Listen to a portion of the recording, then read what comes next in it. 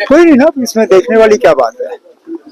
हमें तो मालूम था कि कहीं ना कहीं ये होगा। मुझे तो अफसोस बारामूला पार्लिमानी हल्के के लोगों के लिए है, क्योंकि ये बेल उन्हें उनकी खिदमत के लिए नहीं मिला है। ये बेल उन्हें पार्लियामेंट अटेंड करने के लिए नहीं मिला है।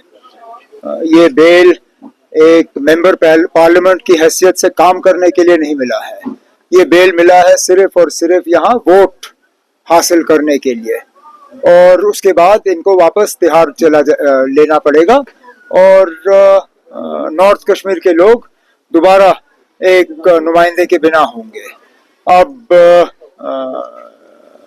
वोटर इसको किस तरह से लेगा और इस फैसले का उन पे क्या असर होगा हम देखेंगे। अभी ये मैं सोच समझ के और मतलब एहतियात से इस मामले में कदम रख रहा था, लेकिन अच्छी बात है कि जो बात बहुत लोग सोच रहे थे वो महबूबा मुफ्ती साहिबा ने खुल के की। उन्होंने तो सीधा सीधा कहा है कि इंजीनियर रशीद साहब बीजेपी के कहने पे काम कर रहे हैं, और सवाल उठाया कि ये जो सारा पैसा खर्च हो रहा है उनके उम्मीदवारों पे, ये पैसा आ कहां से रहा है। अब देखें, अगर इसका जवाब एआईपी से आ जाता है, हम तो इन लोगों का मुकाबला करते रहेंगे।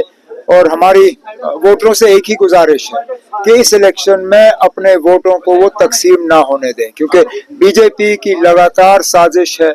और जैसे वजीर दाखिला ने अपने प्रेस कॉन्फ्रेंस में कहा, वो एआईपी, पीसी, इन बाकी पार्टियों के साथ कल हुकूमत बनाने के लिए तैयार होंगे।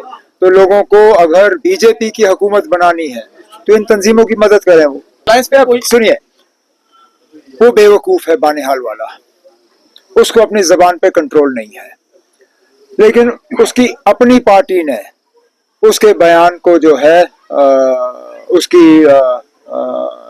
उसके खिलाफ एक बयान जारी किया है। अब वो बानिहाल वालों को इतनी फ्रस्ट्रेशन क्यों है, उसको अपने जबान पे कंट्रोल क्यों नहीं, मुझे इसका जवाब मेरे पास है नहीं। लेकिन कम से कम कांग्रेस की तरफ से उसके बयान को नोटिस किया गया और उसके खिलाफ कांग्रेस पार्टी ने अपनी आवाज उठाई। हमारे लिए ये मामला वहीं पे खत्म हो जाए। वो कुछ तो है कि ये जेल में बैठे हुए लोग सिर्फ मेरे पीछे ही पड़ जाते हैं। मतलब ये कोई मामूली बात नहीं है ना। इंजीनियर रशीद का एक बार लड़ना मैं समझ सकता हूँ कि ये कोइंसिडेंस है, ये ऐसे ही हुआ। लेकिन इस इलेक्शन में एक आदमी को 2 सीटों पे लड़वाना, और एक पे तो चलिए उनका निशाना ठीक रहा, वो गांधरबल आए, दूसरे पे उनका निशाना गलत रहा। वो उम्मीद कर रहे थे कि मैं बीरवा से कागज भरूंगा, मेरा बड़गाम से कागज भरने का इरादा था। अगर मैंने 2 दिन पहले बड़गाम का ऐलान किया होता, आप मान के चलिए कि वो क्या नाम है, सर्जन बरकती, उसने बड़गाम से कागज भरे होते। कोशिश तो ये कर रहे हैं ना, लेकिन मैं उम्मीद कर रहा हूँ कि इस बार इंशाल्लाह उनकी कोशिशें नाकामयाब होंगी। Can we say that Umar Abdullah is of the opinion that independent candidates are the propaganda? मैंने ये पहले ही कहा है ना, ये आपको आज कोई नई बात मैं नहीं कह रहा हूँ।